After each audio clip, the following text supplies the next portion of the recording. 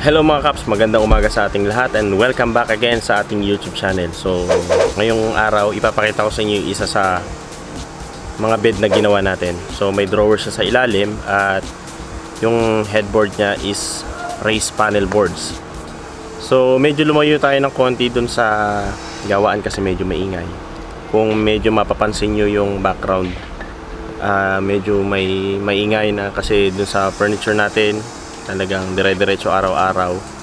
At so ipapakita ko lang sa inyo yung isang bed na kulay black.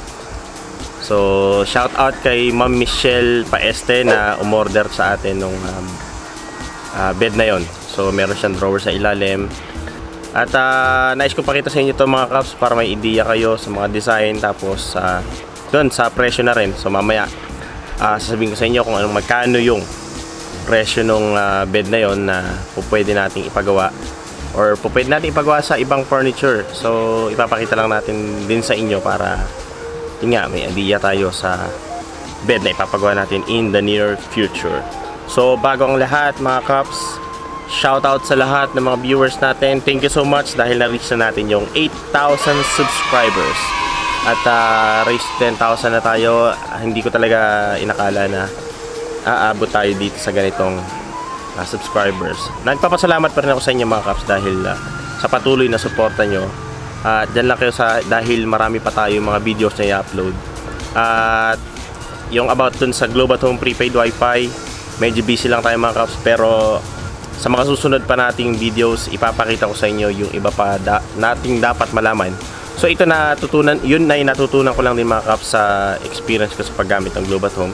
So yun ang ginagamit natin sa pag-upload ng mga videos natin, lalo na sa woodworking projects. So I just want to share my videos sa inyo mga Kaps para maging inspirasyon at maging guide na rin natin, lalo na kapag bago ka pa lang sa mundo ng woodworking at sa mundo ng Globe at Home prepaid wifi. So yun kasi dyan tayo tumatakbo ngayon sa ngayon. So salamat ng marami sa lahat ng suporta nyo mga Kaps. At bago yan, simulan natin to. Let's roll the intro.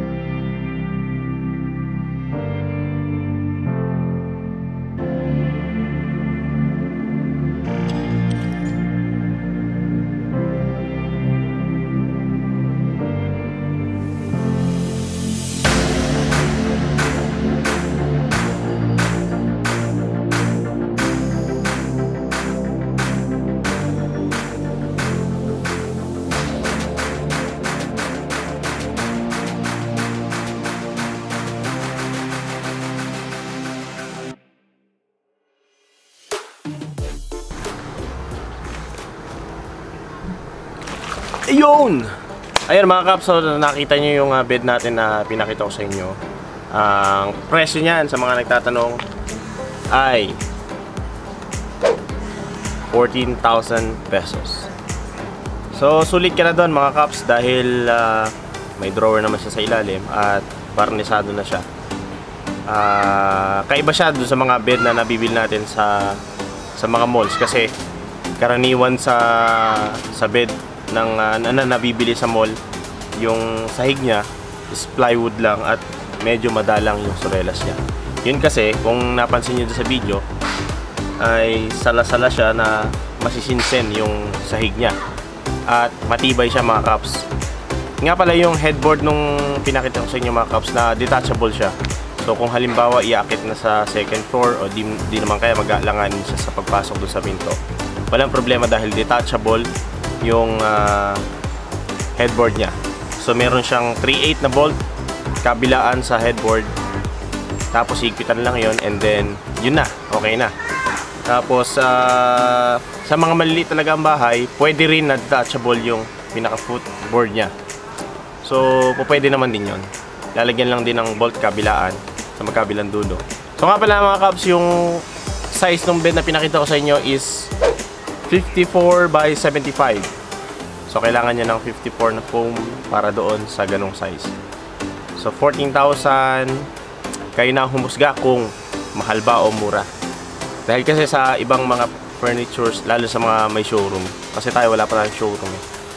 Pagka sa ibang may mga showroom yan, nag-range siguro ng mga nasa, I'm not so sure pero mas mataas, mga 18 to 25.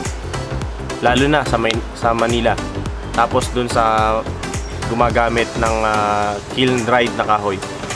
Mga kaps, yung ginamit natin kahoy doon ay Melina wood. Tapos ang kagandahan kasi sa Melina, first class siya dahil hindi siya binubukbok, hindi siya inaanay. At kung mapapansin nyo sa mga nakaraang videos natin, maputi yung kahoy niya. So kahit anong kulay pwede babagay sa kanya. Halimbawa, gagawin mo siyang nara, gagawin siyang mahogany. So, wood stain lang, okay na. Tapos, yung ginawa natin doon is lamp black. Yun kasi ang request ng may-ari na si Ma'am Michelle Paeste. So, salamat ng marami sa iyo, Ma'am Michelle, sa pagtitiwala. I-deliver na natin siya today. So, yun mga kaps, dahil wala pa tayong pan-deliver, so pagtsatsagaan na muna natin yung sa kolong-kolong. At ayan nga, gaya nung sinabi ko sa inyo kanina, detachable yung headboard ng ating kama. So yan, tinatali na ng ating kasanggang si Elvin. Yan, at your service. Malapit lang yung pagdi-deliver natin mga kaps, kaya walang problema. So nilagyan natin ng kahoy magkabila kasi medyo malahapad eh. Ayan. So yan, out for delivery na tayo mga kaps. So bubuuin natin siya doon sa bahay nung may-ari. So may kasunod pa yan na dalawang ganyan din ang size, na ganyan din ang design. At color black din mga kaps.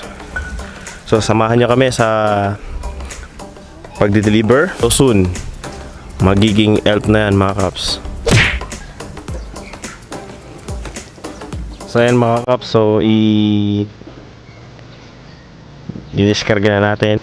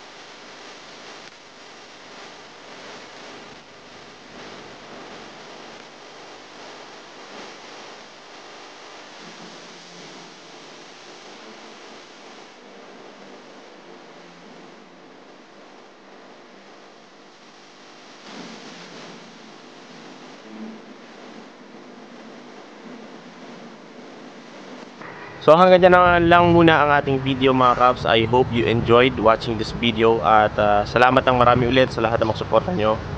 At hanggang sa mga susunod pa nating woodworking projects, yun ay pinakita ko lang sa inyo. Comment down below kung may mga katanungan kayo at may mga request tayo video. So nakaya natin gawin. So salamat ng marami. Ingat kayong lahat and Godspeed.